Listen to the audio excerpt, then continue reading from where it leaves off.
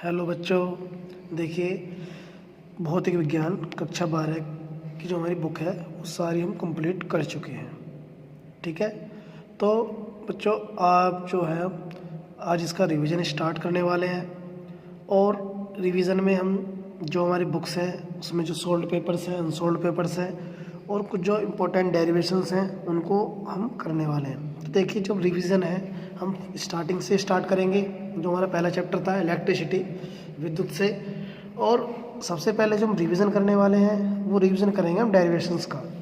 उन डेरिवेशंस का हम रिवीजन करेंगे जो बोर्ड में बहुत अधिक बार आ चुके हैं और इस बार भी आने वाले हैं। ठीक है, तो सबसे पहले हम चैप्टर 1 निकालते हैं जिसका नाम है वैद्युत आवेश, कूलाम का नियम तथा वैद्युत क्षेत्र।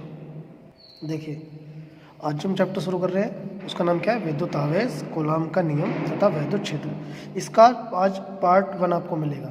ठीक है, इसमें सबसे पहले जो हम मोस्ट इम्पोर्टेंट फॉर्मूले और डेरिवेशंस करेंगे, उसके बाद जो हम फिर हम न्यूमेरिकल्स करेंगे। ठीक है, क्योंकि सबसे ज़्यादा जो हमारा पोर्शन आता है वो डेरिवेशंस और न्यूमेरिकल्स के ऊपर आता है पेपर में। तो देखिए सबसे पहला जो आज का हमारा टॉपिक है वो है कूलाम का नियम। सबसे पहले बात कर लेते थे कि कूलाम का नियम जो काम करता है वो किन्हीं भी दो स्थिर बिंदु आवेशों के लिए काम करता है। ठीक है, जैसे हम बात कर सकते हैं Q1 व Q2, दो आवेश हैं, एक दूर से एक अल्प दूरी पर स्थित है जिनके बीच की दूरी कितनी है, R है। अब देखिए ये दोनों आवेश जो प्लस भी हो सकते हैं और ये दोनों आवेश माइनस भी हो सकते हैं। तो देखिए कूलाम का नियम क्या कहता है कि दो जो स्थिर बिंदु आवेश हैं उनके बीच देखिए लगने वाला आकर्षण बल या प्रतिकर्षण, अगर दोनों एक जैसे सजातीय श्रेणी का होंगे, प्लस प्लस या माइनस माइनस होंगे तो प्रतिकर्षण बल लगेगा। अगर दोनों माइनस प्लस या प्लस माइनस होंगे तो आकर्षण बल लगेगा। तो दो स्थिर बिंदु आवेशों के बीच लगने वाला आकर्षण तथा प्रतिकर्षण बल F वैद्युत बल उन दोनों आवेशों के गुणनफल के समानुपाती होता है और जो उनके बीच की दूरी होती है उसके देखिए उन दोनों आवेशों के बीच की दूरी के वर्ग के व्युत्क्रमानुपाती होता है। समीकरण नंबर इसका 1 मानेंगे, समीकरण नंबर 2, दोनों समीकरणों को मिला के लिख देंगे। समीकरण 1 व 2 को मिला के लिखने पर F proportional Q1 Q2 upon R का स्क्वायर।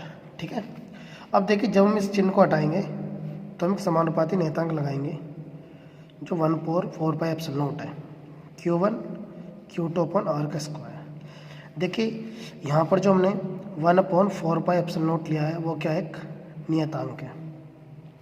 ठीक है, इसमें जिसका मान कितना है 1/4 पाई एप्सिलॉन नॉट का 9 गुणा 10 की पावर 9। यहाँ पर जो देखिए एप्सिलॉन नॉट आप देख रहे हैं वो क्या है, वो है निर्वात तथा वायु में, निर्वात तथा वायु की विद्युतशीलता, विद्युतशीलता।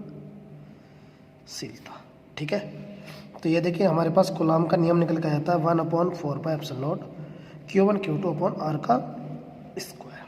ठीक है, अब यहाँ से बहुत बार स्टूडेंट्स क्या होता है, ये जो हमारे पास मैंने आपको बताया कि निर्वात तथा वायु की विद्युतशीलता, इसकी मात्रक और विमा पूछी जाती है। तो सबसे पहले देखिए अब मैं इनकी मात्रक और विमा आपको निकालने सिखाऊंगा। देखिए सबसे पहले हम निकालेंगे मात्रक, एप्सिलॉन नॉट का मात्रक। ठीक है, देखिए एप्सिलॉन नॉट को आप इधर लेके चले जाइए और एफ को इधर ले आइए, तो फॉर्मूला हमारे पास क्या बन जाएगा 1/4 pi F Q1 Q2 upon R का स्क्वायर। ठीक है, देखिए 1/4 पाई जो है हमारे पास वो आंकिक मान है, विमाहीन राशि है। एफ क्या है, बल, बल का मात्रक होता है हमारे पास न्यूटन। Q1 Q2 दोनों ही क्या है, आवेश है, आवेश का मात्रक क्या होता है हमारे पास कूलाम, और इसका भी क्या हो जाएगा कूलाम अपॉन, और देखिए जो यहाँ पर आ रहा है क्या है दूरी, दूरी का मात्रक होता है मीटर, यहाँ स्क्वायर है तो मीटर का भी स्क्वायर। तो यहाँ पर जो हमारा मात्रक निकल के आएगा एप्सिलॉन नॉट का क्या निकल के आएगा, देखिए कूलाम के कूलाम में करेंगे तो कूलाम का स्क्वायर प्रति न्यूटन मीटर स्क्वायर। अब इस मात्रक से देखिए मैं आपको P1 निकालने बता रहा हूँ, एप्सिलॉन नॉट की विमा। देखिए यहाँ पर एप्सिलॉन नॉट कूलाम जो है, कूलाम की विमा क्या होती है TA, इसका स्क्वायर है, ठीक है, अपॉन में न्यूटन क्या होता है, न्यूटन MLT-2, ठीक है, और मीटर की कितनी होती है, L का स्क्वायर। अब देखिए मैं क्या करने वाला हूँ, सबको मैं ऊपर लेके जाऊँगा, यहाँ पर दोनों का स्क्वायर हो जाएगा। देखिए m ऊपर जाके -1 हो जाएगा, L -1 हो जाएगा, T प्लस के 2 हो जाएंगे और L माइनस के 2 हो जाएगा। देखिए आपने 11वीं क्लास में पढ़ा होगा कि जो वीमा लिखने का क्रम होता है वो क्या होता है, MLTA थीटा। इस क्रम में हम इनकी वीमा लिखेंगे। सबसे पहले हम वीमा लिखेंगे m की। देखिए m यहाँ पर -1, फिर लिखेंगे L की। L देखिए -1 यहाँ पर है, -2 यहाँ पर है, तो -3। m हो गया, L हो गया। फिर लिखेंगे t की पावर 2, t की पावर 2, तो t की पावर कितनी हो जाएगी 4 और a की पावर कितनी हो जाएगी 2। ये हमारे एप्सिलॉन नॉट की वीमा निकल के आ जाती है, ठीक है स्टूडेंट। तो ये वीमा आपको तैयार करनी है। उसके बाद बात करते हैं हम, देखिए किसी बिंदु आवेश के कारण वैद्युत क्षेत्र की तीव्रता। देखिए स्टूडेंट, किसी बिंदु आवेश के कारण वैद्युत क्षेत्र की तीव्रता हम कैसे ज्ञात कर सकते हैं, उसके लिए हमने क्या करा है, देखिए यहाँ पर दो स्थिर बिंदु आवेश लेंगे, एक Q है और एक Q नोड है।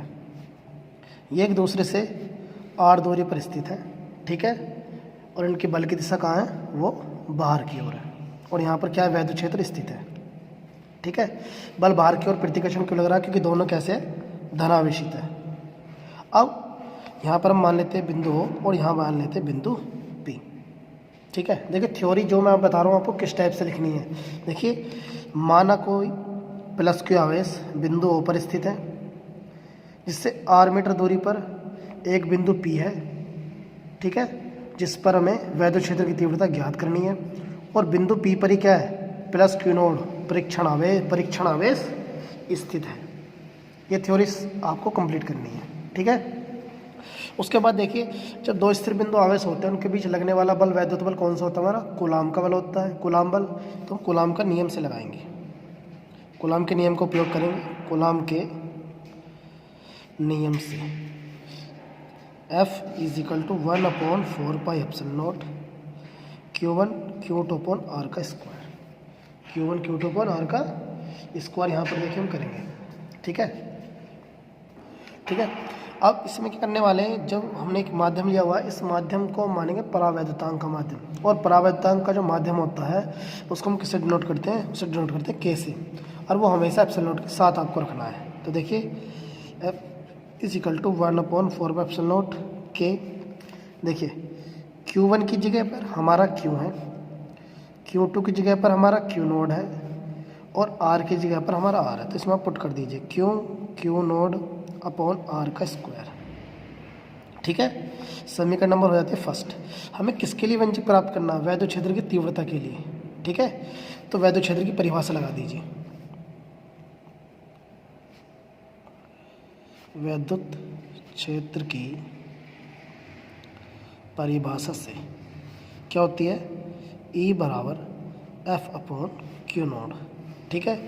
आपको क्या करना है, F का मान उठाकर यहाँ उठक देना है, ठीक है। ये हम कर सकते हैं, देखिए आसान तरीका आपका, F को हम लिख सकते हैं F × 1/Q नोड। अब यहाँ पर आप F की वैल्यू रख दीजिए 1/4πε0 K Q node upon R का स्क्वायर, और गुणा में देखिए यहाँ पर कितना 1/Q नोड। इस वैल्यू को हमने कहाँ से लिखा है, समीकरण नंबर 1 से, ठीक है। उसके बाद देखिए यहाँ पर Q नोड से जो है हमारा Q नोड कट हो जाएगा, तो हमारे पास E = कितना आ जाएगा 1/4πε0 के Q/R का स्क्वायर, ठीक है। ये हमारा व्यंजक प्राप्त हो जाता है। लेकिन जिस माध्यम को हम लेके चलते हैं उसको बाद में हम छोड़ देते हैं।